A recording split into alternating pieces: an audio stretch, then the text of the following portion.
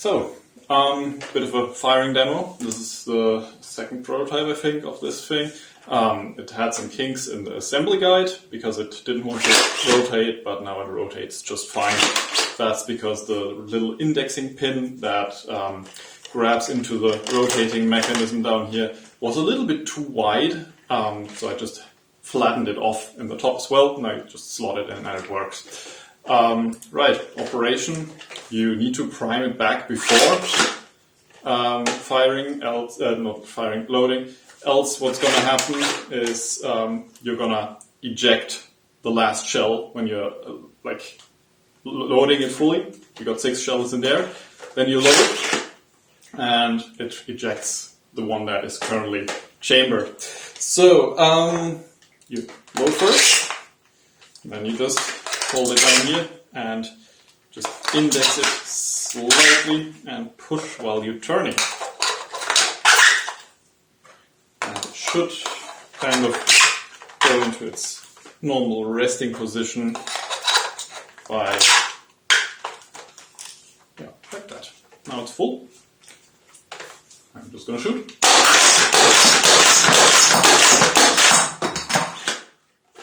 That was 6. Right. Some more release. Maybe some MXL. I mainly made this thing for MXL, that's why the tubes are so long. You can load full-size MXL into this. It also looks very cool. Someone in the comments said softball from TF2. Yes, this is very much inspired from the softball. I like the softball, like the TIE turret here looks like that. Now the fun part, MXL.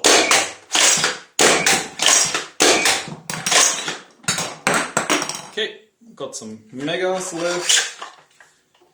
About the ejection,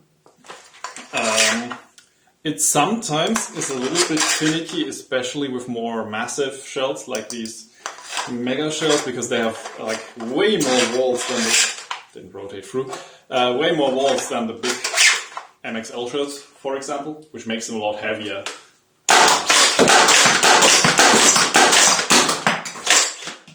But that worked. Yep, so it works just fine for now. You can't turn the ejection off. I've been asked that. No, you cannot. I like the ejection. I shouldn't have done that.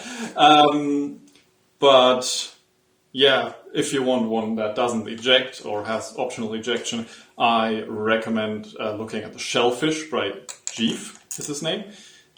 He has a little toggle there that toggles the ejection. This thing is a way simpler mechanism with, like, Jeef made it with a sear in the, per cylinder shell, and this thing is just this ejection ring. You can see it in there. This orange thing is just spring loaded, and when you prime back, it ends up on this position, and when you go back forward, it indexes a little further, which locks the whole mechanism. So this is just dumbed down, essentially, but works well so far, and yeah, I like it. It's a nice, hefty shotgun grenade launcher, more like a grenade launcher.